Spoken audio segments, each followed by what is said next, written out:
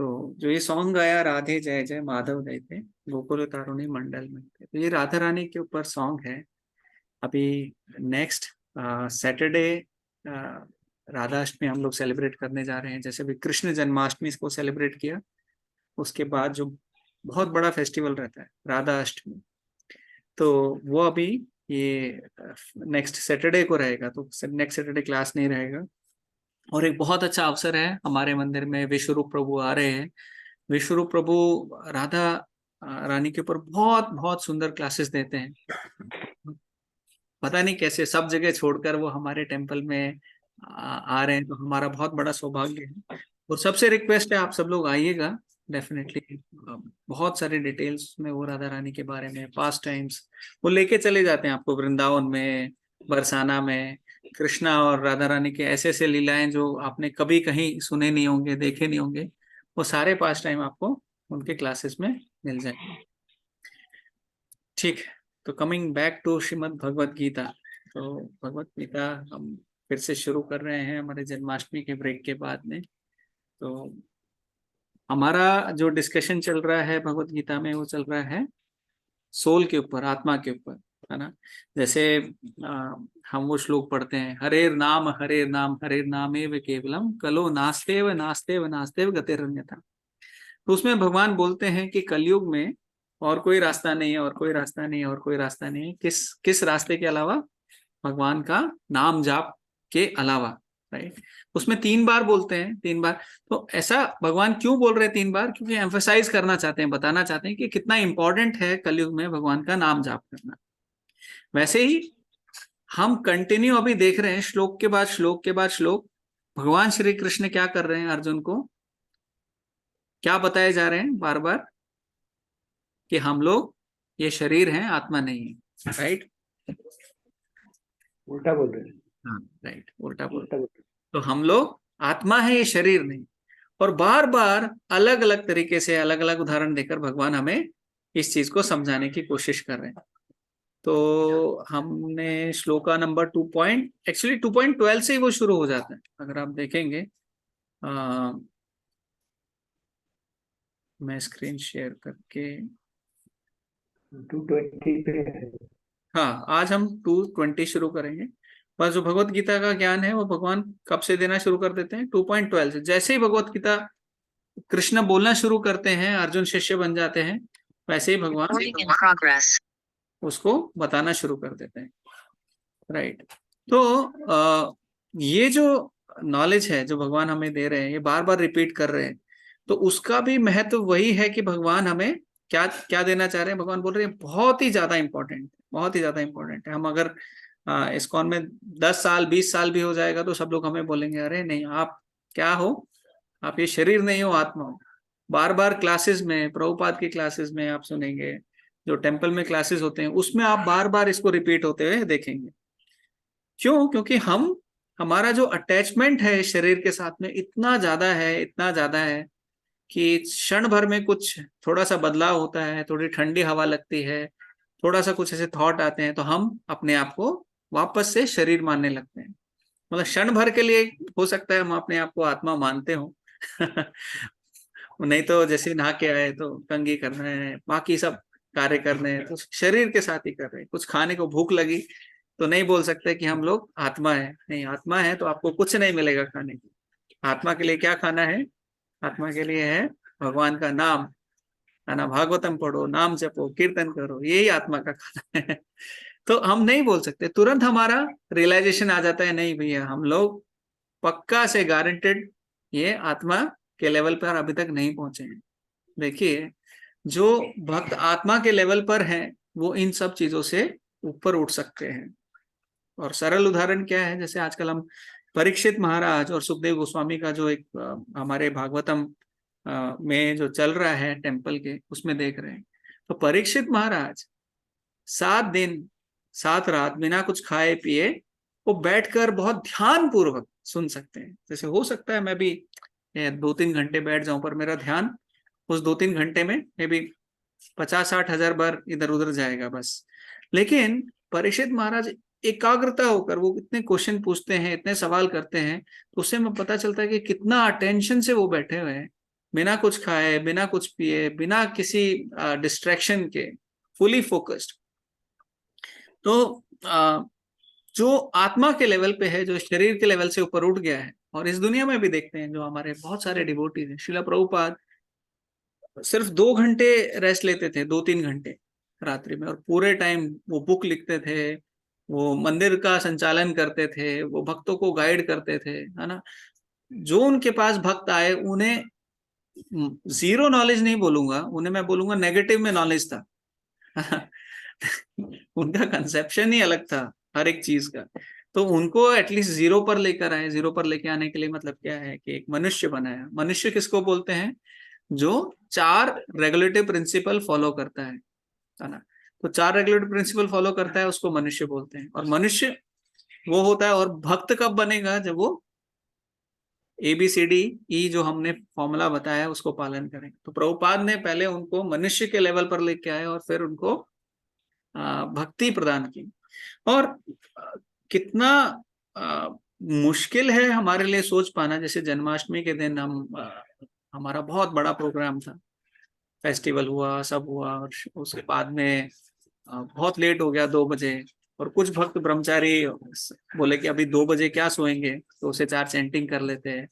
और सच में कुछ ब्रह्मचारी सीधा किचन में चले गए। जैसे अखिलात्मा प्राण प्रभु हैं, उनका 4 बजे स्टार्ट हो गया था किचन का सर्विस। 4 बजे सीधा एंट्री को। प्रभुपाद का अपीयरेंस डे आ गया था नेक्स्ट डे, है ना, वो सेलिब्रेट करना था, उसका कुकिंग स्टार्ट होना था। मैं देख रहा था किस लेवल पे है। एक्चुअली मैं भी चला गया था, और मैं भी 2 घंटे बाद में 2 घंटे चेंटिंग करके वापस घर में आके सो गया, और फिर वापस गया, और वापस फिर फीस्ट वगैरह करके आया, उसके बाद में भी सोया, उसके बाद में भी। तो मेरा वो लेवल नहीं है। लेकिन वो भक्त जो है पूरी रात ही नहीं सोए। मैं तो इमेजिन ही नहीं कर पा रहा था वो उसके। तो ये किस लेवल पर है? ये जब इस शरीर के लेवल पर नहीं है, आत्मा के लेवल पर भगवान की प्रसन्नता के लिए कोई कार्य कर रहे हैं, तब हम जान सकते हैं कि देखिए, नहीं, ये कुछ ऐसा है जो इनको, कुछ ऐसा मोटिवेशन है ना, कुछ ऐसा उनको मिल रहा है, कुछ ऐसा वो भक्ति में ग्रहण कर पा रहे हैं, जिसके वजह से वो इतना डेडिकेट कर पा रहे हैं, उतना अपने आप को भगवान के प्रति सरेंडर कर पा रहे हैं। तो बिना आत्मा के ज्ञान के आध्यात्मिक ज्ञान पूरा हो ही नहीं सकता, है ना। स्पिरिचुअल स्पिरिट को जानना जरूरी है अगर हम स्पिरिचुअलिटी को समझना चाहते हैं। और प्रभुपाद ने, अकेले प्रभुपाद, अगर आप शिक्षाओं को पढ़ेंगे तो इतने सरलता से इन चीजों को बताया, बहुत इजी वे में बना के प्रभुपाद ने दिया, है ना। प्रभुपाद अगर आप देखेंगे तो, और किसी संस्था में जाएंगे, इतना आराम से कोई आपको नहीं बताता कि आप ये शरीर नहीं हो, आत्मा हो। प्रभुपाद बार बार ये चीजें बताएंगे, बार बार बताएंगे कि भगवान कृष्ण ही जो है टॉप मोस्ट है, सबसे टॉप मोस्ट जो भगवान है वो है supreme personality of God head, भगवान कृष्ण ही है। बहुत सारे ऐसे तत्व हैं जो प्रभुपाद बार बार बोल के हमें सिखाते हैं। तो ये प्रभुपाद का श्रेय है कि उन्होंने परंपरा में इतने सरलता से हम जैसे लोगों के लिए इतनी सारी चीजें हमें देकर गए। ठीक है, तो हम अभी उस आत्मा के ज्ञान को और कंटिन्यू करेंगे और आगे पढ़ेंगे। तो हमने 19 श्लोक लास्ट क्लास में कर लिया था, एंड अभी श्लोक नंबर 20 से आज हम शुरू करेंगे। और ये आत्मा का ज्ञान जो है भगवान 25, 26, मैं देख रहा हूँ 26 श्लोक में भी है, और 26 तक मेनली भगवान बता रहे हैं, उसके बाद थोड़ा अलग फिलॉसफी है। तो हम लोग क्या करेंगे, अभी श्लोक नंबर 20 से 26 तक हम लोग रिसाइट करने की कोशिश करते हैं, और हम सब साथ में रिसाइट करेंगे, सो दैट हम लोग टाइम सेव कर लेंगे। ठीक है, मैं स्क्रीन पे भी प्रोजेक्ट कर रहा हूँ, लेकिन बेस्ट है कि हम सब अपनी बुक्स में से उसको पढ़ें। तो साथ में पढ़ना है तो साथ में हम लोग स्टार्ट करें। आप लोग अनम्यूट भी कर सकते हो, और म्यूट करके भी जैसे भी कंफर्टेबल है, वीडियो भी ऑन कर सकते हो, और जैसे भी कंफर्टेबल। ठीक है, श्लोका नंबर 20। न जायते म्रियते व कदाचिन् नायं भूत्वा मृता न भूयात्। अजो अजो शाश्वतोऽयं शाश्वतोऽयं पुराणो न हन्यते हन्यमाने शरीरे। वेदा विनाशिनं नित्यं य एनम् अजम् अव्ययम् कथं स पुरुषा पार्थ कथं घातयति हन्तिकम्। श्लोक नंबर 22। वाशांसि जीर्णानि यथा विहाय नवानि गृह्णाति नरोपराणि तथा शरीराणि विहाय जीर्णानि अन्यानि संयाति नवानि देहि। नैनं छिन्नन्ति शस्त्राणि नैनं दहति पावकः न चैनं क्लेदयन्त्वपो न शोष्यति मारुतः। अच्छेद्योऽयम् आदायोऽयम् अक्लेद्यो अशोष्य एव च नित्यसर्वगतस्थाणो अच्लोऽयं सनातनः। 25। अव्यक्तोऽहम् अचिन्त्योऽयम् अविकारोऽयम् उच्यते तस्मादेवं विदित्वेनं नानुशोचितम् अर्हसि। अथा चैनं नित्यजातं नित्यवान् मन्यसे मृतं तथापि त्वं महाभाहो नैनं शोचितुम् अर्हसि। हरे कृष्णा कृष्ण कृष्ण हरे हरे हरे राम राम राम हरे हरे। हरे कृष्णा। अब ट्रांसलेशन भी जल्दी से हम लोग पढ़ लेंगे, अनम्यूट करके आप लोग अपने बुक में से पढ़ सकते हैं 26 तक।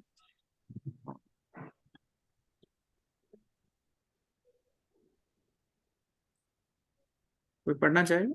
Start. For the soul, there is neither birth nor death at any time. He has not come into being, does not come into being, and will not come into being. He is unborn, eternal, ever existing, and primeval. He is not slain when the body is slain. Hare Krishna. Hare Krishna. Hare Krishna.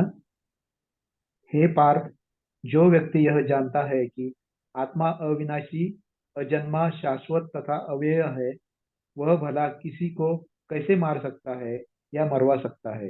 Hare Krishna. Hare Krishna.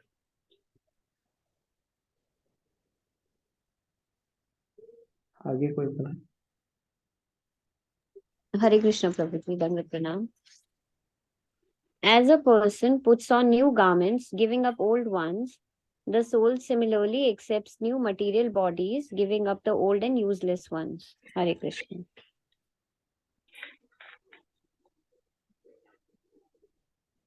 Krishna, the soul can never be cut to pieces by any weapon, nor burned by fire, nor immersed by water, nor withered by the wind. Hare Krishna. Hare Krishna. श्लोक number 24। This individual soul is unbreakable and insoluble and can neither be burned or nor dried.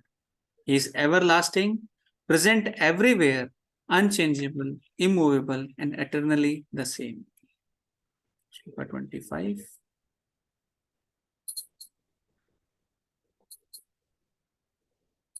हरे कृष्णा। 26। किंतु यदि तुम यह सोचते हो कि आत्मा सदा जन्म लेता है तथा सदा मरता है, तो भी ये महाबाहु तुम्हारे शोक करने का कोई कारण नहीं है। हरे कृष्णा। 25 बचा है, कोई पढ़ना चाहेगा?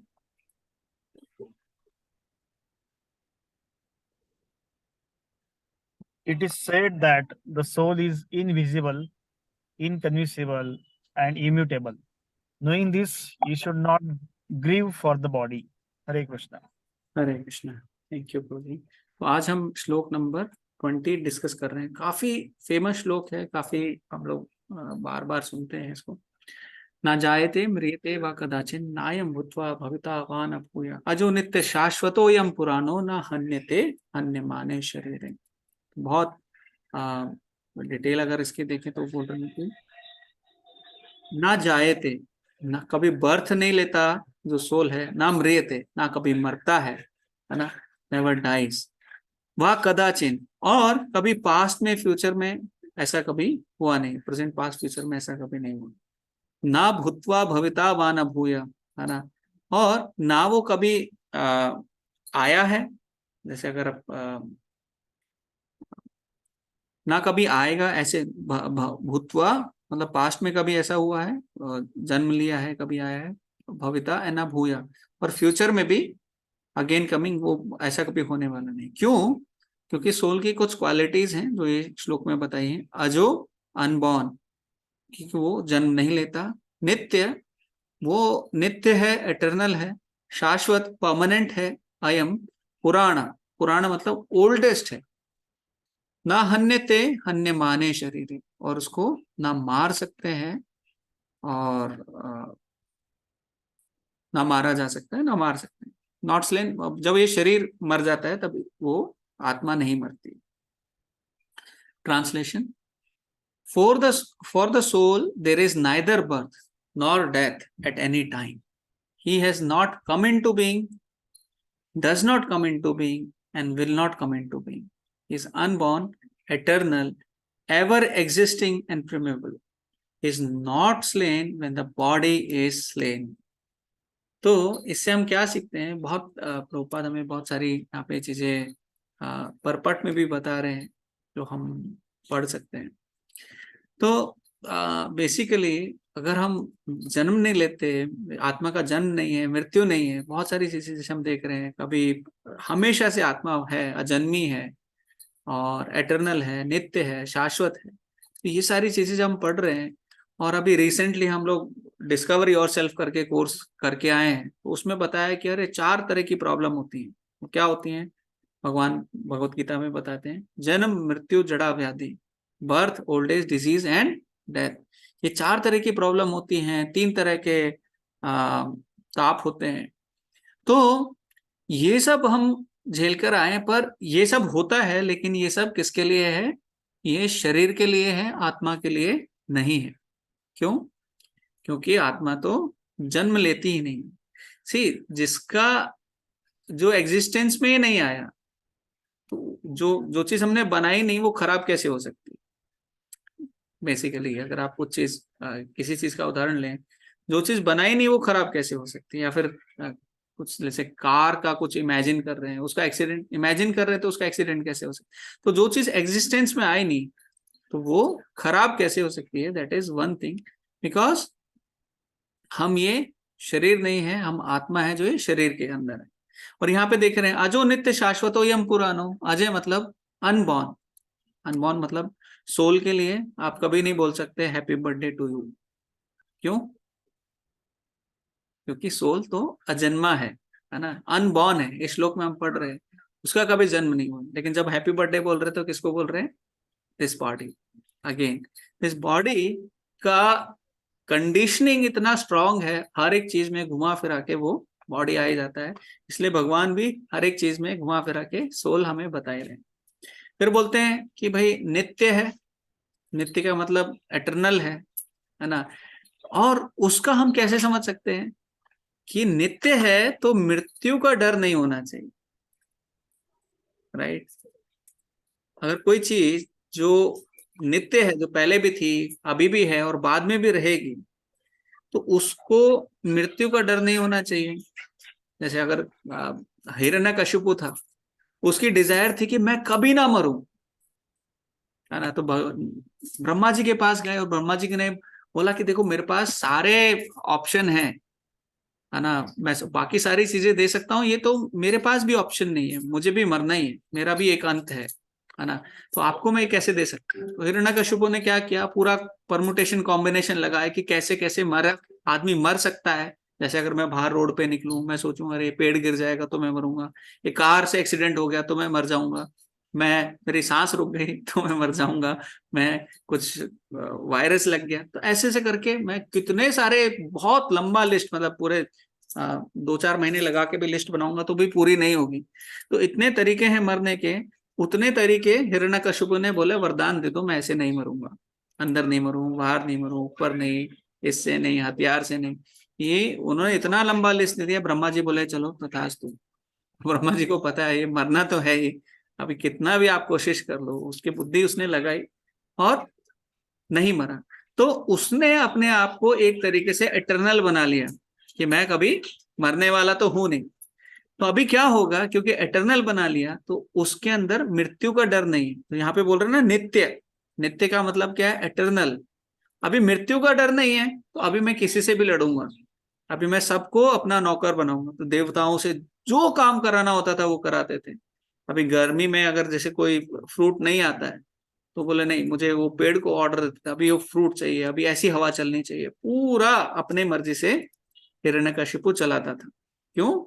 क्योंकि उसके अंदर एक फीलिंग आ गई थी। वो नित्य तो ये आत्मा थी उसकी, पर वो बॉडी नहीं थी, पर वो बॉडी को भी नित्य बनाना चाहता था। इसलिए क्या हुआ, उसके अंदर एक एक्सटर्नल बॉडी और एक्सटर्नल इस दुनिया के सर्कमस्टेंसेस के हिसाब से ये आ गया कि मैं तो एटर्नल हूं, मैं कभी मरने वाला नहीं हूं, कोई डर नहीं है, अभी मैं किसी को भी मार सकता हूं। तो ऐसे ही अगर हम आत्मा के लेवल पे काम करेंगे तो हम क्या बोलेंगे, नहीं आत्मा कभी नहीं मरती, बॉडी तो जानी जानी। तो वो टेंशन खत्म हो जाएगा। अभी हम फिर क्या है, टर्म पॉलिसी नहीं लेंगे क्योंकि मृत्यु ही नहीं है। वो टर्म पॉलिसी का मतलब क्या है कि आप मरोगे तो पैसा मिलेगा, मैं तो आत्मा हूं ठीक है, हम वो नहीं बता रहे, वो एक प्रैक्टिकल चीज के ऊपर हम बाद में आएंगे। भगवान फिर बोल रहे हैं आत्मा का एक और गुण क्या है, शाश्वत है ना। शाश्वत है मतलब परमानेंट है ना। जैसे शाश्वत का यहाँ मीनिंग दिया हुआ भगवान ने, प्रभुपाद ने, कि परमानेंट, तो चीज परमानेंट है। जैसे बहुत बार ऐसे जोक आते हैं कि हाँ ये लड़की की शादी करानी है, बोला हाँ किससे, ये सॉफ्टवेयर इंजीनियर, बोले ये नहीं चलेगा, बोले ये नहीं चलेगा, बोले ये कौन है, अंत में बोलते हैं बोले ये गवर्नमेंट जॉब में क्लर्क है, बोले अरे ये परमानेंट जॉब है सॉफ्टवेयर वाले की जॉब चली जाएगी, बाकी सब रिसेशन आ जाएगा, बोले क्लर्क की जॉब कभी नहीं जाएगी। तो परमानेंट है तो बहुत खुशी होती है ना। वैसे ही जब शाश्वत ये शरीर है ना, शरीर नहीं आत्मा है, तो वो पता चलने के बाद भी हमारे अंदर वो सेटिस्फेक्शन आना चाहिए कि देखिए हमारा जो भगवान के साथ में रिलेशनशिप है वो भी परमानेंट है, और जितना इस बॉडी के साथ में रिलेशनशिप है वो क्या है, टेम्परेरी है। क्यों? क्योंकि हम ये बॉडी नहीं है, हम क्या है, शरीर है, और शरीर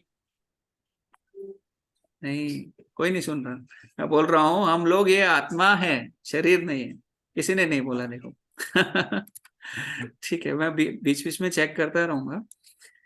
तो हम लोग जब ये आत्मा है और परमानेंट हमारा भगवान के साथ में रिलेशनशिप है ना, तो हमें एक सेटिस्फेक्शन उस चीज से आना चाहिए। और डिससेटिस्फाई आदमी आदमी कब होता है, जब वो देखता है कि नहीं, देखिए अभी मैं जैसे बात कर रहा था टर्म प्लान की, मैं नहीं रहा तो मेरा परिवार का क्या होगा, मैं नहीं रहा तो अगर ये नहीं हुआ तो अभी पूरा सिक्योरिटी होना चाहिए, सीसीटीवी होना चाहिए, सोसाइटी के बाहर गार्ड होना चाहिए, सबको पूछ के अंदर जाने देना चाहिए, मेरे गेट में भी कैमरा होना चाहिए। हर एक चीज हम लोग कोशिश कर रहे हैं कि नहीं, जो हमारा बॉडी से रिलेटेड जो रिलेशन है वो सारे परमानेंट रहे। तो बॉडी को परमानेंट कभी हो नहीं सकती। आई एम दिस पुराना, पुराण का मतलब ओल्डेस्ट, जो सबसे पुराना है। पुराना का मतलब क्या है, जिसका कोई सोर्स ही नहीं है ना। जैसे हमने बोल रहे थे no happy birthday for the soul, no happy birthday मतलब वो कब, अरे जब से भगवान है तब से आत्मा भी है, तब से हम सब लोग हैं, और कब तक रहेंगे, वो हमेशा रहने वाले हैं। वो आत्मा का कभी अंत नहीं है, वो पुराना है।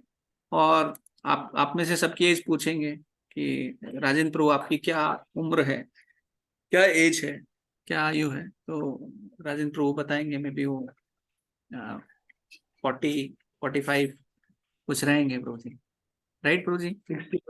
60 प्रभु जी। हरे कृष्णा, देखा 60 मेरे को बिल्कुल नहीं लग रहा था। सौम्या को भी पूछेंगे, तो किसी को भी पूछेंगे, सब लोग अपना बॉडी के हिसाब से एज बताएंगे, पर एज आत्मा की ढूंढने जाएंगे तो बोला अरे ये सौम्या भी सबसे ओल्डेस्ट है इस ग्रुप में देख रहे हैं हम, सौम्या सबसे ओल्डेस्ट है। क्यों? सौम्या ये शरीर नहीं है, आत्मा है। तो ऐसे नहीं बोल सकते देखकर कि कौन यंग है कौन ओल्ड है। अरे सबका एज बराबर है, कोई भी स्वीट 16 यहाँ पे नहीं है। ठीक है, तो भगवान अजो नित्य शाश्वतम यम पुराणो, तो ये हमें समझना चाहिए कि हम ये आत्मा, जितना कन्विक्शन इस चीज के ऊपर आ गया, भगवान बार बार क्यों इसको बता रहे हैं कि हमारा हम लोग कन्विंस हो जाएं। आगे भी और उदाहरण देने वाले हैं भगवान, और जितना कन्विंस हम इन चीजों के को लेकर हो गए जीवन में, उतना हम एक सेंस फ्री ना, सब माइंड फ्री होके जो एक आजादी वाला, जो सच में आजादी वाला जीवन रहता है, वो हम जी सकते हैं। राइट, आगे बोल रहे हैं भगवान एक क्लियर डेफिनेशन, क्योंकि हमारा इतना ज्यादा अटैचमेंट शरीर के साथ में है। मेरा पहले, जैसे मैं कई बार उदाहरण देता हूं कि अगर आप कहीं बाहर जा रहे हो और आपसे एक आपका मोबाइल छीन के कोई व्यक्ति जाए, बहुत स्ट्रांग है, ताकतवर है, और उससे आप वो मोबाइल वापस ना ले सको, इतना स्ट्रांग है, आपने मांगा, आपको 2-3 मुक्के मारे, उसने फ्लैट कर दिया आपको, तो कितना बुरा लगेगा। बोले नहीं, क्या करूं, तो बहुत दुख होगा, मैं कुछ कर नहीं पाया, मैं कुछ हो नहीं पाया। फिर क्या है, बोले ठीक है, फिर कोई व्यक्ति कुछ और ले ले। तो ऐसे जिन चीजों से हमारा अटैचमेंट है वो जाता रहेगा। मान लो किसी ने आपको किडनैप कर लिया, अभी आपको मारने वाले हैं, बोले आप ये प्रॉपर्टी पे साइन कर दो, नहीं तो आपको मार देंगे। तो क्या ऑप्शन है, बोले ठीक है साइन कर दो, और बाकी ऐसे ऐसे करके सब चीजें मान। क्यों? क्योंकि आप मरना नहीं चाहते हो। क्यों नहीं मरना चाहते हो? ना हन्यते हन्यमाने शरीर है, क्योंकि यहाँ पे श्लोक में क्या बोल रहे हैं, अरे शरीर के मरने के बाद भी आप नहीं मरते हो। लेकिन हमारा कंसेप्शन क्या है, अरे सब कुछ चला जाए, ये शरीर बचना चाहिए। राइट, मोबाइल चला गया, दुख हुआ, उतना नहीं हुआ, लेकिन क्या नहीं जाना चाहिए, ये शरीर नहीं जाना चाहिए। और देखिए इस दुनिया में लोग जो है वो इतने बेवकूफ हैं, आप उनसे बोलोगे ना, देख जैसे हम नॉर्मली साधारण भाषा में उदाहरण देते हैं कि अगर आपको मैं 10,000 रुपए दूं और आप छोटी उंगली का बस आधा पार्ट मुझे दे दो, कोई नहीं देगा, है ना। बोलो 20,000 रुपए, बोले 1,00,000 रुपए, कोई नहीं देगा। लेकिन इसी शरीर को वो अलग अलग तरीके से नॉनवेज खा के, इंटॉक्सिकेशन करके, है ना, नशा करके, शराब पी के, अलग अलग तरीके से इसी शरीर को बुरी तरह से खराब किए जा रहे हैं। थोड़ा सा स्पिरिचुअल लेवल पे आने पे, भक्ति में आने के बाद एटलीस्ट कुछ थोड़ी समझदारी तो हमें आ जाती है। लोग पूछते हैं ना, भक्ति क्यों कर रहे हो, क्या फायदा? लोग बोलते हैं कुछ तो ऐसा आपको मिलना चाहिए भक्ति करने से। बोलते हैं, हम बहुत सारे उदाहरण देते हैं। मुझसे एक व्यक्ति ने पूछा, मैं बोला अरे देखो डोमेस्टिक वायलेंस कम हो गया। क्यों हो गया? क्योंकि शराब पी के लोग घर पे लड़ाई करते हैं और बहुत सारे ऐसे डिजायर रहते हैं।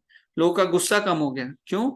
जब लोग मीट कंज्यूम करते हैं तो मर्सी जो इनटेक है हमारे अंदर वो कम हो जाती है, दया कम होती है, तो हम लड़ाई करते हैं, गुस्सा होते हैं, बहुत सारी ऐसी चीजें होती हैं। बोलो रोड एक्सीडेंट कम हो गए। बोलो क्यों? बोलो ड्रिंक एंड ड्राइव के बहुत केसेस होते हैं। वो लोग बोलते हैं सोसाइटी के लिए क्या कर रहे हो? अरे ये कर दिया ना, तो बहुत सारी चीजें अपने आप, उसकी भी लिस्ट बहुत बड़ी है, आपने क्या कर दिया, क्या बदलाव लेके आ गए, तो उसकी वो अगर गिनाने जाएंगे तो उसकी भी लिस्ट अनलिमिटेड है। वो भी बहुत सारे, हम लोग सोसाइटी लेवल पे भी बहुत सारे काम कर रहे हैं।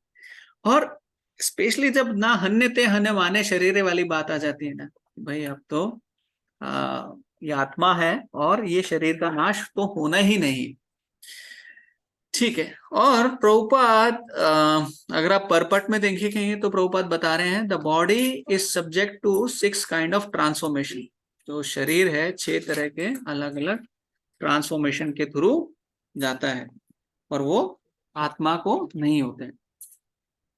तो क्या चेंजेस हैं? वो जन्म लेती है ना, उसके बाद रिमेन फॉर सम टाइम, थोड़ा ये करती, ग्रो होती है, फिर बाय प्रोडक्ट्स देती है, फिर बूढ़ा होता है, फिर अंत हो जाता है उसको। तो ऐसे करके 6 तरह के चेंजेस प्रभुपाद यहाँ पे बता रहे हैं। राइट, तो वो सोल का नहीं होता, क्योंकि सोल हमेशा जैसी थी वैसी ही रहेगी। है ना। वो ऐसे समझाने के लिए बोला जाता है कि बाल के टिप के 10,000 का पार्ट ऐसा कर दो, इतना छोटा सोल है।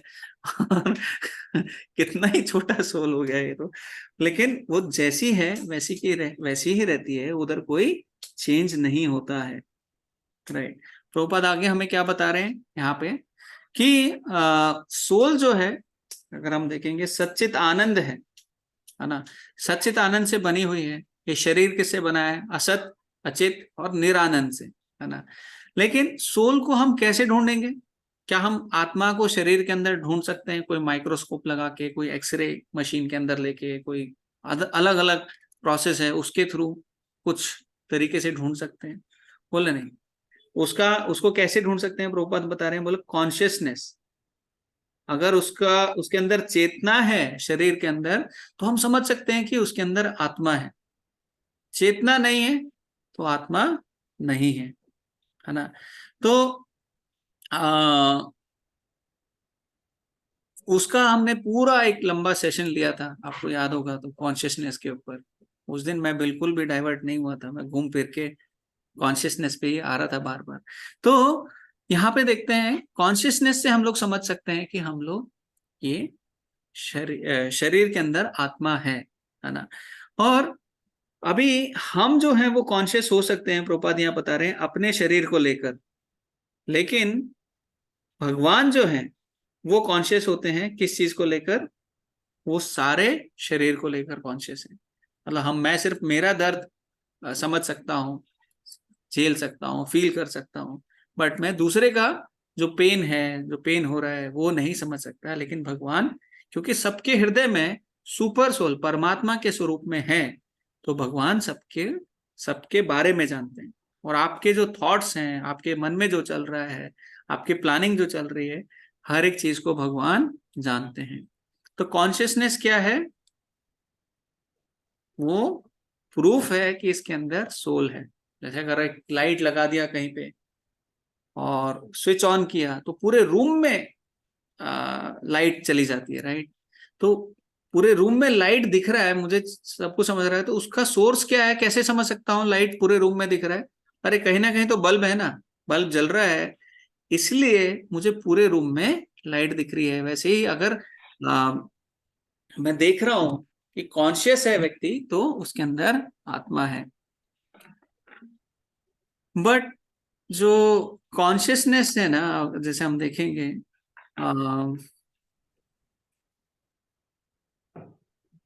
हम लोग जो है बहुत फॉरगेटफुल रहते हैं उस चेतना को लेकर। हमारी जो चेतना है बहुत बदलती जाती है। हम जो हमारा रियल नेचर है ना, जैसे हम आत्मा है, उसको बार बार भूलते जाते हैं, है ना। हमें बार बार क्लासेस ली जाती हैं, जैसे मैं बता रहा था, हर एक क्लास में, हर एक चीज में बार बार ये चीज को एम्फेसाइज करना पड़ता है, अरे आप ये शरीर नहीं हो, आत्मा हो, है ना। तो लेकिन भगवान जो है वो इस चीज को कभी नहीं भूलते। भगवान जो परमात्मा स्वरूप में है, वो इस चीज को कभी नहीं भूलते। अभी ऐसा क्यों है प्रभु जी? ऐसा क्यों है? क्योंकि क्योंकि हम परमेश्वर के अंश है। भगवान के अंश है, तो उनका चेतना अलग है, हमारा अलग है। वो हम्म कभी कुछ नहीं भूत भविष्य कुछ भी नहीं भूलते हो, है हम्म ना। तो हम लोग क्यों भूल जाते हैं? हमारा आत्मा क्यों भूल जाता है? हमारी चेतना अलग है तो। एक्चुअली हम भी नहीं भूलते प्रभु जी, आत्मा के लेवल पे हम भी नहीं भूलते। जब शुद्ध चेतन आत्मा रहती है ना, उस लेवल पे हम नहीं भूलते। लेकिन जब हम इस शरीर में आते हैं ना, इस शरीर में पास्ट को भुला दिया जाता है। क्योंकि अगर वो पास्ट रहेगा तो हमारा करंट बहुत इम्पैक्ट हो जाएगा। अगर आप पास्ट का सब कुछ याद रखेंगे, पिछले लाइफ में सौम्या ने 2,000 रुपये वापस नहीं किए थे, और भास्कर प्रभु ने 5 लाख रुपए नहीं दिए थे, और दीप्ति माता जी को मैंने 10 लाख देने थे, उनको नहीं बताऊंगा, तो ये सारा चलता रहेगा। नहीं तो बहुत सिंपल सरल उदाहरण है प्रभु जी। तो हमारा चेतना, जैसे कुछ कुछ रीइंकारनेशन के हम लोग केसेस देखते हैं, अरे वो छोटा बच्चा है, फटाफट जाके अपने घर में पहुंच जाता है, एक बूढ़ी सी औरत को बोलता है ये मेरी वाइफ है ना। तो ऐसे हमें नहीं, होने लगा। वो तो सब ठीक है प्रभु जी, हाँ लेकिन उनकी चेतना से हमारी चेतना अलग हाँ है ना। भगवान की चेतना से हमारी चेतना अलग है। नहीं, लेकिन हमें वो हमें याद रहता है प्रभु। हमें जैसे नेक्स्ट नेक्स्ट जन्म में क्या याद रहता है, कुछ नहीं याद रहता। नेक्स्ट जन्म में आपके साथ में माइंड, इंटेलिजेंस और ईगो जाता है। नेक्स्ट जन्म में भगवान भुला देते हैं। भगवान बोल रहे हैं ना, सर्वस्य चाहम हृदय सन्निविष्टो, मैं सबके हृदय में बैठा हूं, है ना। सर्वस्य चाहम हृदय सन्निविष्टो मत स्मृति ज्ञानम अपोहनम से, मेरे द्वारा ही स्मृति आती है, व्यक्ति याद कर पाता है, ज्ञान आता है, आप कुछ नॉलेज गेन कर पाते हो, और अपोहनम, और भूल भी जाते हो ना, तो ये भी मेरे द्वारा ही होता है। भगवान हमें भुला देते हैं, ये बहुत बड़ी कृपा है। नहीं तो एंजाइटी इतनी रहेगी जीवन में कि हमारा जीवन एक नॉर्मल भगवत गीता पढ़ना, वैसे इतना ही अभी इस जन्म का याद है, उसमें कितनी टेंशन रहती है, पुराना लिया तो और बहुत ज्यादा। तो भगवान जो है वो सब कुछ याद रखते हैं, क्योंकि भगवान भगवान के स्तर पर है, और हम क्योंकि भूल जाते। जैसे इसमें भी अगर आप देखेंगे भगवत गीता चैप्टर 4 में 4.1 to 3 में जो श्लोक्स आते हैं, उसमें भगवान बोल रहे हैं, अर्जुन अरे इमं विश्वते योगम प्रोक्तवान हम अव्ययम विवासवान मनवे प्राहा मनुर इक्ष्वा कभे बोले, अरे मैंने ये मनु को दिया था इतने साल, लाखों सालों पहले। एवं परंपरा प्राप्त इमं राजर्षियो विदु स काले ने महता योगो नष्ट परंतपा, क्या हुआ, परंपरा में नॉलेज चली आ रही थी, लेकिन स काल ने, काल के हिसाब से योगो नष्ट परंतपा, ये थोड़ा सा नष्ट हो गई।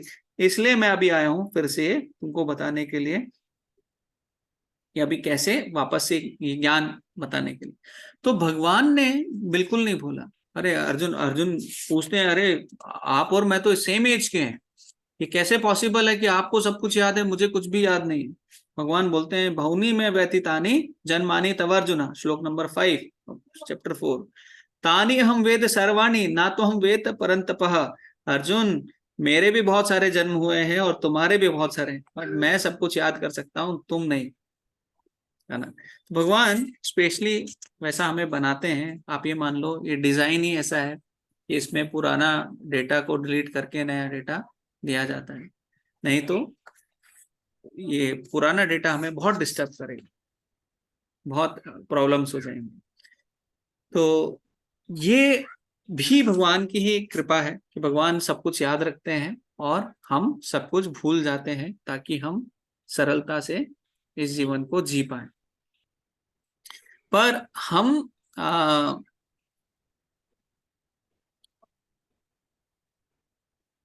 जब हम देखिए, इसका मतलब हम उनका अंश नहीं है क्या? भगवान का अंश हैं, तो इससे ममेवांशो जीव लोके जीव भूता सनातना, भगवान बोल रहे हैं ना 15 चैप्टर में कि भाई आप सब मेरे ही अंश हैं। अंश का उदाहरण कैसे दिया जाता है, जैसे सूर्य की किरण, सूर्य और सूर्य की किरण में सेम है, बट वो बहुत माइन्यूट क्वांटिटी में है, क्वांटिटी बहुत कम है, क्वालिटी सेम है। जैसे समुद्र में प्रभुपाद उदाहरण देते हैं कि समुद्र में एक बूंद आप निकाल के टेस्ट करोगे तो वही टेस्ट आएगा जो समुद्र के बाकी पानी में है, राइट। तो वो एक बूंद से बाढ़ नहीं आ सकती, लेकिन समुद्र से पूरा सुनामी आ सकती है। क्वालिटी सेम है बट क्वांटिटी बहुत अलग है, राइट। ओके। जैसे भगवान बोल रहे हैं, प्रभुपाद में और उदाहरण देते हैं, जैसे गोल्ड, गोल्ड रहता है, एक बड़ा ब्रिक होगा तो वो भी सेम है, और उसका एक छोटा सा गोल्ड पार्टिकल, उसका क्वालिटी इसका क्वालिटी भी सेम है, पर बेचने जाओगे तो बिकॉज क्वांटिटी उधर ज्यादा है, इसका कुछ प्राइस नहीं मिलेगा, मे भी कुछ मिलेगा, उसका बहुत ज्यादा मिलेगा। तो समझना ये है कि भगवान, क्योंकि भगवान है ना, सब चीजों में जो 6 ऐश्वर्य भगवान में पूर्ण रूप से है, तो इसलिए भगवान सबको जानते हैं, सब कुछ पहचानते हैं। ठीक है, तो आगे भी जैसे हम बात कर रहे हैं कि हम लोग भूल जाते हैं क्योंकि हम उस चेतना में नहीं, है ना, हमारा जो एटर्नल चेतना होना चाहिए वो नहीं। जैसे एक बार चैतन्य महाप्रभु अपने झारखंड फॉरेस्ट में जा रहे थे, झारखंड फॉरेस्ट अभी झारखंड के इधर आता है, तो वहां पे जा रहे थे कीर्तन करते हुए, और कीर्तन करते हुए जा रहे थे, जंगल में जा रहे थे, जंगल में सारे जानवर थे, लायन, टियर, एलिफेंट, भालू वालू सब जो भी रहते हैं, तो सारे जानवर वहां पे थे और चैतन्य महाप्रभु कीर्तन कर रहे थे, और कीर्तन करते करते वो देखते हैं जाके एक जो शेर है वो सोया हुआ है। तो चैतन्य महाप्रभु उसको पाँव से ऐसे टच करते हैं और वो उड़ जाता है। और वो जब चैतन्य महाप्रभु को देखता है, मतलब हम लोग जाएंगे तो कभी शेर सो रहा होगा तो अच्छी बात है हम लोग कभी ऐसा डेयरिंग नहीं करेंगे। चैतन्य महाप्रभु के भगवान है, क्योंकि वो संकीर्तन मूवमेंट सबको देने आए हैं। तो वो जब जंगल से जा रहे हैं और शेर को ऐसे टच करते हैं, शेर उठता है और भगवान कीर्तन कर रहे हैं, हरे कृष्णा महामंत्र का कीर्तन करते हैं। तो जो शेर है ना, क्योंकि वो अपनी ओरिजिनल चेतना में आ जाता है, वो फॉरगेटफुल वाली चेतना से बाहर आ जाता है कि मैं शेर हूं, है ना, वो ओरिजिनल चेतना में आता है, तो वो भगवान के कीर्तन में डांस करने लग जाता है, दोनों हाथ ऊपर करके। वहां पे हाथी आता है, हाथी डांस करता है, वहां पे भालू आता है, बाकी सारे जानवर आते हैं, सारे जानवर डांस कर रहे थे। डियर आता है, जो हिरण है। अभी हिरण और शेर का कभी कोई फ्रेंडशिप का कोई नाम ही नहीं, राइट। तो हिरण क्या करता है, जब भी शेर को देखता है इतनी स्पीड से भागता है, इतनी स्पीड से भागता है। देखिए स्पीड शेर की, अगर आप देखेंगे भागने की स्पीड जो है शेर की तेज रहती है, लेकिन हिरण को अभी जान बचानी है ना, तो वो उतनी तेज नहीं भाग पाता। लेकिन जैसे ही एकदम शेर पास में आता है, वैसे वो टर्न ले लेता है, इधर उधर चला जाता है इमिडिएटली, तभी वो टर्न लेता है। शेर को टर्न लेने में टाइम लगता है, तो उसको टाइम मिल जाता है। तो मैं ये बात क्यों बता रहा हूँ, क्योंकि हिरण भी वहां पे डांस कर रहा है चैतन्य महाप्रभु। अभी उसमें क्लाइमेक्स कब आता है, जब जो शेर है और हिरण है, दोनों एक दूसरे को गले लगा रहे हैं, और शेर हिरण को किस कर रहा है और डांस कर रहा है चैतन्य लीला में आता है, चैतन्य चरितमृत में आता है। तो मैं वही सोच रहा था कि किस लेवल पे ये कॉन्शियसनेस है कि उन्होंने अभी अपना बॉडीली लेवल सारा छोड़ दिया, क्योंकि वो अभी अपनी रियल चेतना के भगवान के अंश हैं, और हरिनाम इज द टॉप मोस्ट, उस चेतना में आके सारे डांस कर रहे हैं। Otherwise it is not possible, है ना, फॉर एनीबॉडी। अभी सेम वे में अगर हम देखें, जैसे लोकनाथ स्वामी महाराज का ऑफरिंग था प्रभुपाद को, उसमें बोल रहे थे हिंदी चीनी भाई भाई, ऐसा एक स्लोगन है। पर हिंदी और चीनी ऐसा कोई भाई भाई नहीं है। जैसे अभी रिसेंटली वो उदाहरण दे रहे थे, यूक्रेन का और रशिया का वार चल रहा है, दोनों में इतनी एनिमिटी है, बम फेंक के सबको मारना चाहते हैं, है ना। लेकिन हमारे मंदिर में यूक्रेन का डिवोटी भी है और रशिया का डिवोटी है, दोनों एक दूसरे को गले लगा रहे हैं, क्योंकि वो रियल चेतना में है, वो आत्मा के लेवल पे एक दूसरे को समझ रहे हैं, भगवान का अंश सबको मान रहे हैं और भक्ति कर रहे हैं। तब ये चीज पॉसिबल है, otherwise it is not possible at all कि कोई उस लेवल पे इस चीज को कर सके। तो हमारा फॉरगेटफुल हो पाना, ये हमारा एक लिमिटेशन है, और उसको रिवाइव करना ये हमारा एफर्ट होना चाहिए, हमारा डेडिकेशन होना चाहिए इस ह्यूमन फॉर्म ऑफ लाइफ में, कि इस मनुष्य शरीर अभी मुझे मिला है, अभी मैं इसको वापस से फालतू की चीजों में नहीं गवाऊंगा। फालतू की चीजों में लोग क्या करते हैं, आप देखिए, अनलिमिटेड, उसका कोई अंत ही नहीं है, राइट। काम करने के लिए आप भक्ति को छोड़कर, अगर जब जब हमारी चेतना आत्मा के स्तर पर नहीं है, हम भगवान को नहीं मानते हैं, हम शरीर के लेवल पे काम करते हैं।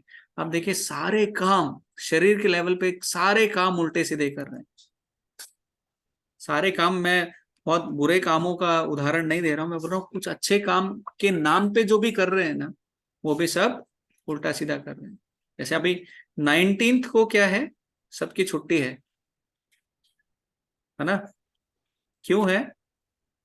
क्योंकि राधाअष्टमी प्रभु जी, गणेश चतुर्थी प्रभु। गणेश चतुर्थी है माता जी, आप राधा अष्टमी के भाव में है वो अच्छी बात है।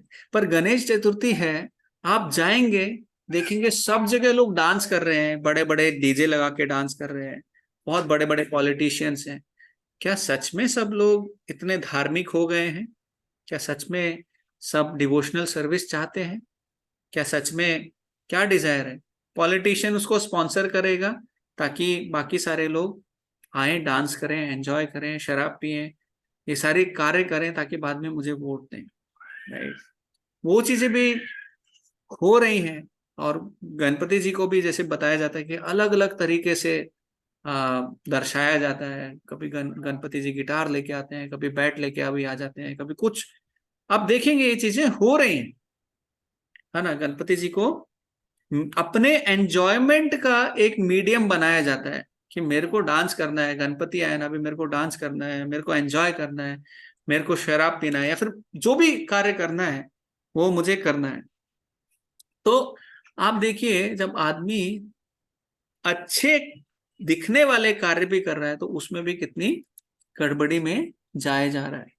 आप ये तो फिर भी ठीक है, लेकिन काफी लोग पायस भी रहते हैं, है ना, जो गणपति को लेके आते हैं अपने घर पे विराजमान करते हैं। मेरे एक फ्रेंड है, बहुत अच्छा वो ना घर को सजाता है। उसके घर में वो इतना अच्छा सजाने वाला है, मतलब वो आप जितनी भी पॉसिबल चीजें रहेंगी उसको डिजाइन करेगा, कट करेगा, फ्लावर बनाएगा, हर बार कुछ नया डेकोरेशन करेगा। तो इतना सुंदर से करता है, बहुत सुंदर से। लेकिन डिजायर क्या है, आप गणपति क्यों लाते हैं? There is a desire to gain some material benefit. और अगले साल गणपति जी आप जरूर आना। क्यों? क्योंकि मेरे अगले साल की भी डिजायर्स हैं और वो फुलफिल करनी है। थोड़ा प्रभु जी, इवन जन्माष्टमी को भी आप अगर देखते हो काफी एड्स यस। होल्डिंग लगते हैं। वो दही हांडी के लिए कितने सारे एक्टर एक्ट्रेसेस आते हैं एंड दे डांस और क्या क्या चलता है।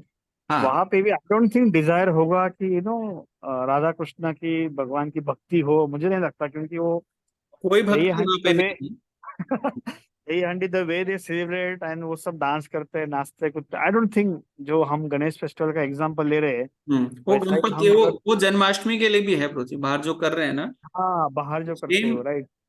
सेम एग्जाम्पल वहां पे भी ले सकते हैं। मैं बोल रहा हूँ अच्छे कार्य जो दिख रहे हैं कि ये शायद अच्छे कार्य कर रहे हैं, पर वो अच्छे कार्य के अंदर भी बहुत सारे अपने डिजायर्स भरे हुए हैं। जैसे अगर आ, आ, देवताओं के पास हम जाएंगे और कुछ भी मांगेंगे तो हमारे जीवन में वो भगवान वो दे देंगे। जो भी देवता है वो हमें चीज दे देंगे, लेकिन उससे क्या होगा? फ्रस्ट्रेशन होगा। कुछ मिल गया, अभी क्या करूं, ये करूं, या फिर और ग्रीड होगा, मेरे को और चाहिए, और चाहिए, है ना। तो या फिर जैसे हम गणेश चतुर्थी या फिर जन्माष्टमी की बात कर रहे हैं, किसी का बर्थडे आता है तो हमारी इच्छा क्या ये रहती है कि मेरे को उससे क्या मिलना चाहिए, ये मुझे क्या देगा, ये मुझे क्या देगा, वो थर्ड पर्सन मुझे क्या देगा, रेदर देन हमारी डिजायर होनी चाहिए कि मैं क्या उसको दे सकता हूँ। जैसे गणपति फेस्टिवल में वो मैं क्या गणपति को ऑफर कर सकता हूँ, जन्माष्टमी में मैं भगवान को क्या ऑफर कर सकता हूँ, है ना। तो वो चीजें हमें सोचनी चाहिए। प्रहलाद महाराज के लिए स्वयं भगवान नरसिम्हा देव ने अवतार लिया, है ना। हिरण्यकशिपु को मारा, बहुत सारे पास टाइम हुए, कोई आगे जा नहीं रहा था उनको शांत करने के लिए। बाद में प्रहलाद महाराज को भेजा, और बाद में नरसिम्हा देव बोलते हैं, प्रहलाद मैं बहुत प्रसन्न हूँ आपकी भक्ति से, आप कुछ मांगिए, प्लीज कुछ मांगिए मुझसे, है ना। भक्त का देखिए हृदय कैसा रहता है। प्रहलाद महाराज बोल रहे हैं, भगवान मुझे कुछ भी नहीं चाहिए। अगर मैं कुछ मांगूंगा तो मैं कैसे हो जाऊंगा? जैसे एक बिजनेसमैन है, आप आप आए तो मैंने कुछ मांगा, मेरा डिजायर फुलफिल हो गया। वो बोले मुझे कुछ भी नहीं चाहिए। भगवान बोल रहे नहीं मांगिए, नहीं मांगिए। लास्ट में भगवान बोलते हैं, अरे मेरी प्रसन्नता के लिए मांगो। तो वो बोलते हैं, अरे जो मेरे पिताजी है ना, हिरण्यकशिपु द डीमन उनका आप उद्धार कर दो। अगर उनका आपने उद्धार कर दिया तो मेरे लिए उतना भी बहुत है। भगवान बोले, अरे उसका क्या, आपकी आने वाली और जाने वाली 21 पीढ़ियों का मैंने उद्धार कर दिया है। क्यों? क्योंकि आप जैसा भक्त इस युग में पैदा हुआ है। तो जब भगवान की बिना भक्ति, बिना किसी चीज के लिए हम लोग कार्य कर रहे हैं, तो अनकंडीशनल जब नेचर आ जाता है तो प्रेम होता है। और जो गणपति हैं उनको भी, उन्होंने भी हमें बहुत सारी चीजें ऐसे अनकंडीशनल दी हैं, और हमें उन चीजों को सेलिब्रेट करना चाहिए। गणपति जी कहाँ रहते हैं? जैसे हम 4 धाम यात्रा में गए थे तो बद्रिक आश्रम के पास में एक गणेश गुफा है ना। गणेश गुफा तो वेद व्यास को स्क्रिप्चर्स लिखने थे, है ना, महाभारत लिखनी थी। उन्होंने बोला अभी मेरे को स्क्राइब चाहिए, तो ब्रह्मा जी ने बोला कि नहीं, गणपति जी हैं, उनके पास उनके बेटे थे, बाकी शिष्य थे, सब लोग थे। उन्होंने बोला नहीं, गणेश जी को आप लीजिए। गणेश जी आए, बोले ठीक है, आई विल राइट, मैं सब कुछ लिखने वाला हूँ, और मेरी एक कंडीशन है। क्या कंडीशन है? किसी को नॉन स्टॉप लिखना है प्रभु जी। हाँ, मैं रुकने वाला नहीं हूँ। उनकी पेन की इंक खत्म हो गई तो उन्होंने क्या किया, अपना एक दंत तोड़ के लिखा। कंटिन्यू। ब्रह्म हमारे वेद व्यास बोले अरे वो ठीक है, लेकिन मेरी भी एक कंडीशन है। वेद व्यास की क्या कंडीशन थी? कि आप जो भी कुछ लिख रहे हो उसको पूरा समझ के, जब आप पूरा समझ जाओ, पूरा एसिमुलेट कर जाओ और एग्री करो कि ये ठीक है, उसके बाद ही आप उस चीज को लिखोगे। तो ऐसे ना डिले करने के लिए टाइम नहीं है। तो बहुत सारे रिडल्स भी महाभारत में आते हैं, बहुत सारे ऐसे रिडल वो डालते हैं। एक है कि मेरे को अच्छे से याद नहीं आ रहा, जैसे ऐसे कौन सी चीज है जो झूठा है और भगवान को ऑफर करते हैं हम लोग। तो ऐसे बहुत सारे ऐसे रिडल्स वो पूछते हैं गणपति जी से, जब वेद व्यास को ब्रेक लेना होता था, कुछ करना होता था, बोले ये तब तक सोचेगा समझेगा, मैं ब्रेक लेके आता हूँ। तो जैसे हनी है, हनी क्या है, वो झूठा होता है मधुमक्खी का, है ना, और वो हम भगवान को, तो ऐसे करके बहुत सारे रिडल्स हैं जो वेद व्यास जी ऐसे डालते हैं। क्यों? क्योंकि आप जब समझोगे तभी आप उस चीज को लिखोगे, है ना। और लिखा भी क्यों गणपति ने? क्योंकि वेदव्यास को पता था कि आगे तो श्रुतिधर है नहीं, सुना और रिपीट कर दिया, ऐसा होने वाला नहीं।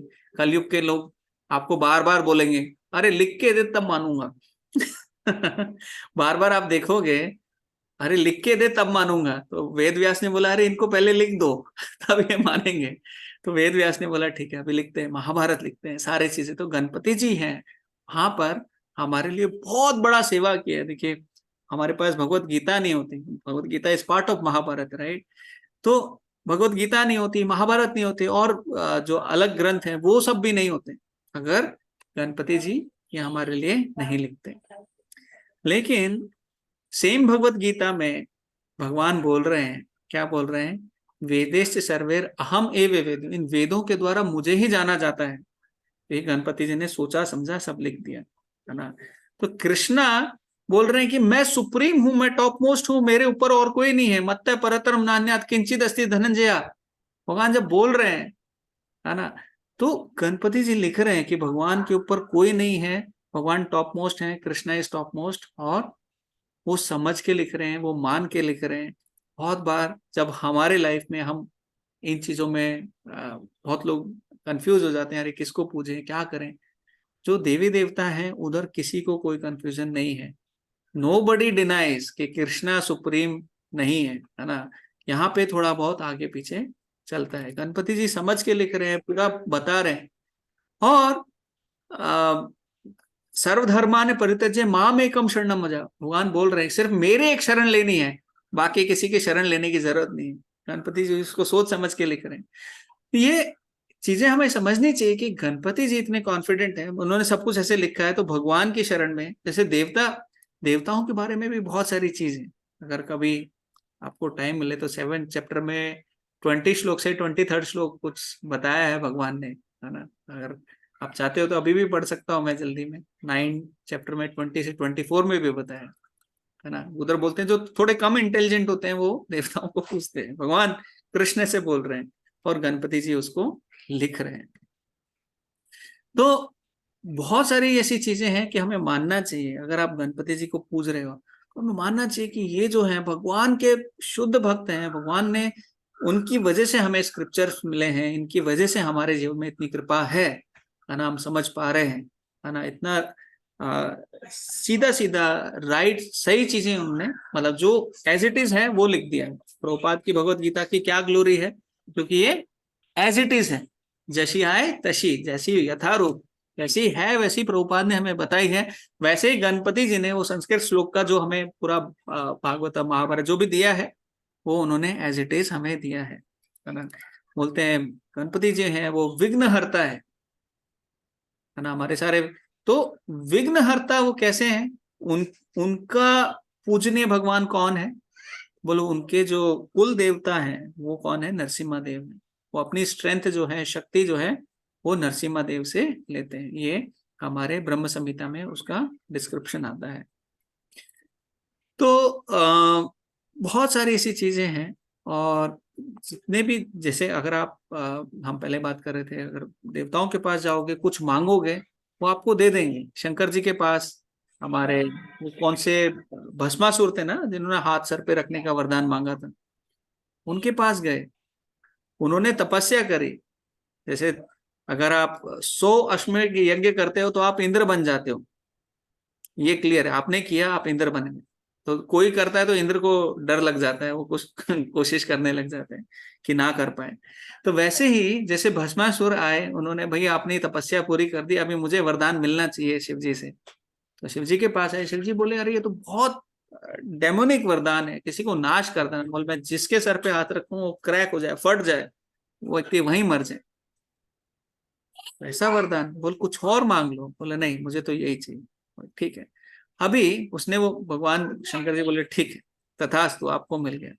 पर वो व्यक्ति अभी क्या करना चाहता है, अभी शंकर जी के सर पे हाथ रखना चाहता है। शंकर जी बोले अरे भगवान आप बचाइए, ये वरदान तो दे दिया, आप बचाइए। तो भगवान क्या करते हैं, विष्णु जो मोहिनी मूर्ति रूप में आते हैं, कुछ तो वो रूप में आते हैं, और उनको बोलते हैं कि देखिए अरे कहाँ किन चक्रों में पड़ गए, क्या हो गया, कहाँ जा रहे हो।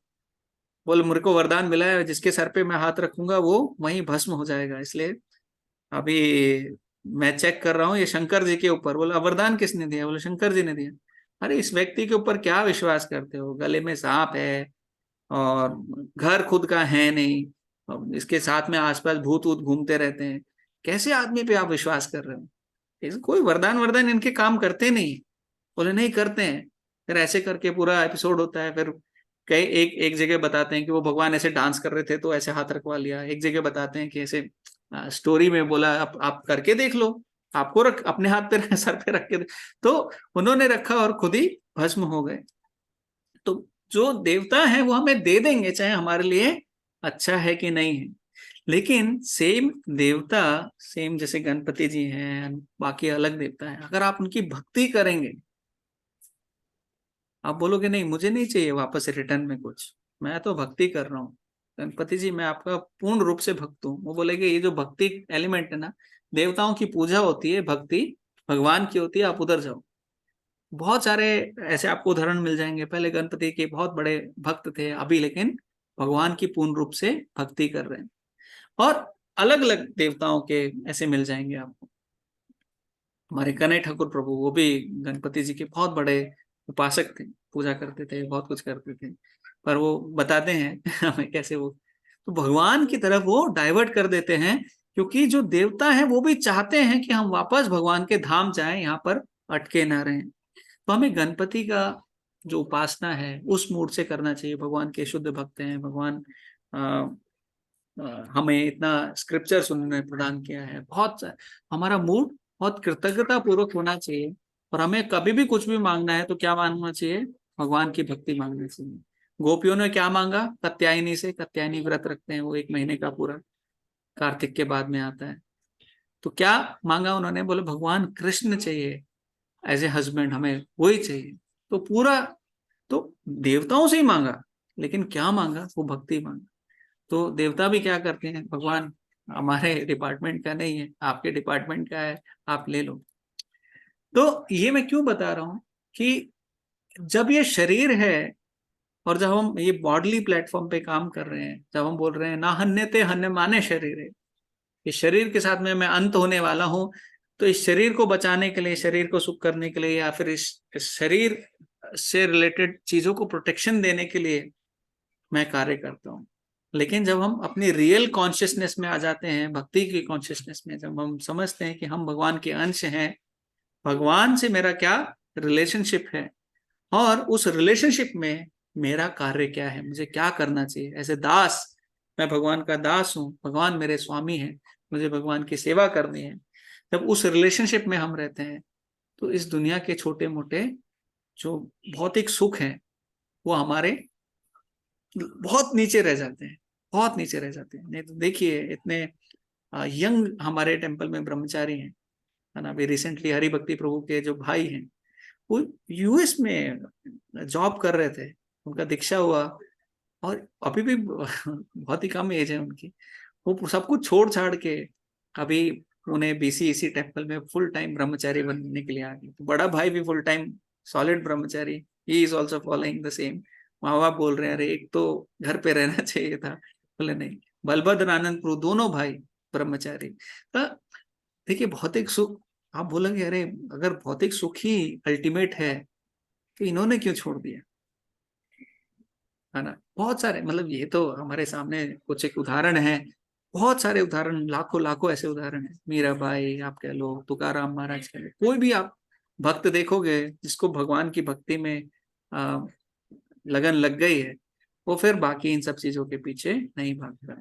तो वो और हायर है, और हायर है ना। हायर मिलेगा तभी तो कोई लोअर सैलरी छोड़ेगा, है ना। पुराना कंपनी में कम सैलरी मिल रहा है इसलिए तो नए कंपनी में ज्यादा मिल रहा है इसलिए तो मैं जाऊंगा।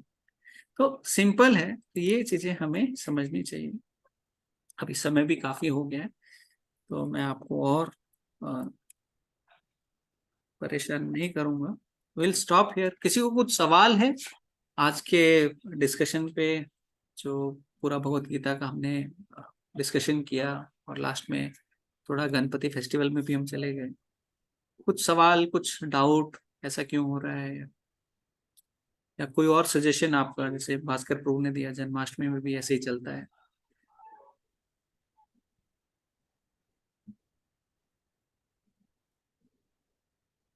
तो आप सब लोग क्या हैं, क्या क्वालिटीज हैं सोल की। आज के डिस्कशन में हमने क्या सीखा, अज, नित्य, शाश्वतम, पुराण, है ना। ये चार चीजें हैं, भगवान बोलते हैं unborn, eternal, permanent and oldest. ये चार चीजें हैं, हमें समझनी है। और सेकंड लास्ट लाइन में बोलते हैं न हन्यते हन्यमाने शरीर, ये शरीर के जाने के बाद भी हमारा अंत नहीं होता है, क्योंकि हम ये शरीर नहीं है ना। कार, हम हमारी कार पुरानी हो जाती है, हम उसको चेंज कर देते हैं। सिमिलर वे में हमें दुख नहीं होता पुरानी कार चेंज करने में, नई कार लेने में, अगर अफोर्ड कर सकते हैं तो सॉरी। तो ठीक, ठीक है, कोई क्वेश्चन नहीं है, पक्का हम लोग स्टॉप कर सकते हैं। Thank you very much devotees, Hare Krishna. And कुछ एक अनाउंसमेंट्स भी हैं, जैसे मैंने बताया कि विश्वरूप प्रभु आ रहे हैं Friday evening, Saturday morning evening session उनका रहेगा। आई थिंक संडे मॉर्निंग का भी क्लास है उनका, तो आप सब लोग को वो पूरे क्लासेस अटेंड करने हैं। आज राधा रानी के बारे में मैं सोच रहा था कुछ बताने के लिए, बट मैंने सोचा कि विश्वरूप प्रभु से अगर आप डायरेक्ट सुनेंगे ना, प्योर नेक्टर एकदम बेस्ट आपको मिलेगा। तो आप वो क्लासेस मिस नहीं करना। और हम अभी रिसेंटली एक यात्रा प्लान कर रहे हैं, हमारी डेट्स भी फाइनल ऑलमोस्ट हो गई है। वो यात्रा है गोवर्धन इको विलेज की, जो 13, 14, 15, ऐसे जो 3 फ्राइडे, सैटरडे, संडे। हम अभी पोल लेंगे कि अगर आप फ्राइडे को छुट्टी ले सकते हैं कि नहीं ले सकते हैं, तो 2 दिन हम, 2 रात 3 दिन का हम टूर वहां पे बना सकते हैं, जिसमें बहुत अच्छा एक्सपीरियंस, क्योंकि इतना दूर जा रहे हैं तो जाने का एक एक्सपेंस होता है, जाने आने का, और बहुत सारा 5-6 घंटे जाते हैं, 5-6 घंटे आते हैं। तो इसलिए हम सोच रहे हैं अगर एक बार ही जा रहे हैं तो 2 दिन एक छुट्टी लेकर पूरा एडजस्ट करके वहां जा सकते हैं। तो उसका डेट्स क्या क्या प्रोजी, डेट्स क्या रहेंगे टेंटेटिव? हाँ डेट्स मैंने जैसे बताया 13, 14, 15 अक्टूबर को ओके ओके। टेंटेटिव वो रहेंगे। थोड़ा सा एक्सपेंसिव साइड में भी है, क्योंकि बस पूरी जाएगी वहां पे, 2 दिन रुकेगी, उसका एक्सपेंस है, प्लस वहां रहने का पर फैमिली, अगर हम जैसे प्रभु जी सब एक साथ रहते हैं, माता जी एक साथ रहते हैं, ऐसे करके भी प्लान करते हैं, तो 5,500 के आसपास रहने का, खाने का 2, और तो ऐसे 10-12 हजार का एक फैमिली का खर्चा है। But I am telling you, वो आपको कुछ भी नहीं लगेगा आने के बाद में। आप जब वापस आएंगे यात्रा करके, आपको लगेगा इट इज मच लेस। मतलब पैसा तो आप कमा भी लेंगे, पर वो यात्रा का एक्सपीरियंस जो उधर रहता है अक्टूबर में, जो फेस्टिवल बना रहता है, तो आप सब लोग उसका भी प्लान कीजिए। मतलब be ready for it, try to see if all of you can come. और एक दिन छुट्टी ले सकते हैं तो बहुत ही बेस्ट है, नहीं तो फिर हम सैटरडे मॉर्निंग, अर्ली मॉर्निंग निकल के संडे रात तक वापस आ जाएंगे, वो भी अच्छा है। नो डाउट उसमें भी हो जाता है, पर जा ही रहे हैं तो वी थॉट कि चलो एक और दिन हम लोग प्लान कर सकते हैं। ठीक है, हरे Krishna. Thank you, Prabhuji. Thank you for the wonderful session. हरे कृष्ण, दंडवत प्रणाम। प्रणत नाम।